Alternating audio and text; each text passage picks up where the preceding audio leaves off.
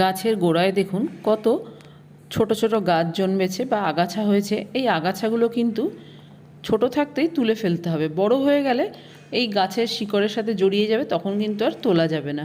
আমি তাই ছোট থাকতেই তুলে দিই, তাহলে আর পরে তোলার কোনো চিন্তা থাকে না। দেখুন এইভাবে তুলে ফেলে দেবো।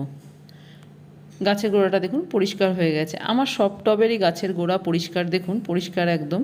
আমি ছোট গাছ জন্মালেই সঙ্গে সঙ্গে ছিঁড়ে ফেলে দিই। গাছে দেখুন ঢ্যাঁড়স কিন্তু বেশ বড় হয়েছে, 3টে ঢ্যাঁড়স বড় হয়ে গেছে। একটা গাছে 2টো হয়েছে আর একটা ছোট গাছে একটা ঢ্যাঁড়স হয়েছে। আজকে এই 3টে ঢ্যাঁড়স তুলে নিতে হবে। এই গাঁদা গাছটায় দেখুন কত কুড়ি এসছে, ফুল এসছে, কি ভালো লাগছে দেখতে। সবুজ গাছে এরকম অরেঞ্জ কালারের ফুল।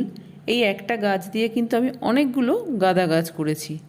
এদিকে দেখুন নীলকণ্ঠ গাছের এই রকম যে শিরের মতো অংশটা বেরোয়, এটা কিন্তু ছিঁড়ে ফেলে দেবেন, তাহলে গাছটা খুব বেশি লম্বা হবে না, ছোট থাকবে আর গাছে ফুলও ভালো মতো হবে।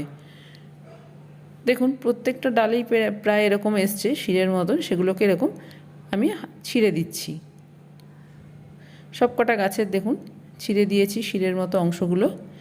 এবার এই গাছগুলো ছোট থাকবে কিন্তু ফুল ঠিকমতো দেবে আর বেশি বেড়ে যাবে না। বেশি বেড়ে গেলে অসুবিধা হয়, ছোট থাকলেই বেশ ঝোপালো থাকে, গাছটা দেখতেও ভালো লাগে।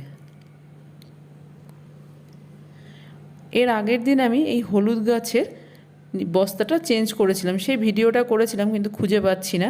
যাই হোক, বস্তাটা চেঞ্জ করার পর দেখছি গাছটা একদম ঠিকঠাক আছে, নষ্ট হয়ে যায়নি, মানে গাছটা চেঞ্জ করার সময় শিকড়ে কোনো রকম আঘাত পায়নি। আজ আমার হারভেস্টিং এই 3টে ঢ্যাঁড়স।